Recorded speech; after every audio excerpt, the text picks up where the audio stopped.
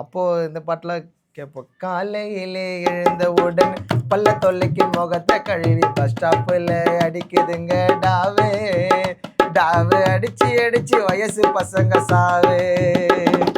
Chandy master போனதுலேருந்து தொடர்ச்சியாக வந்து பாடுவார். ஆனால் அவரோட முகம் மட்டும் வெளியே காட்ட மாட்டாங்க.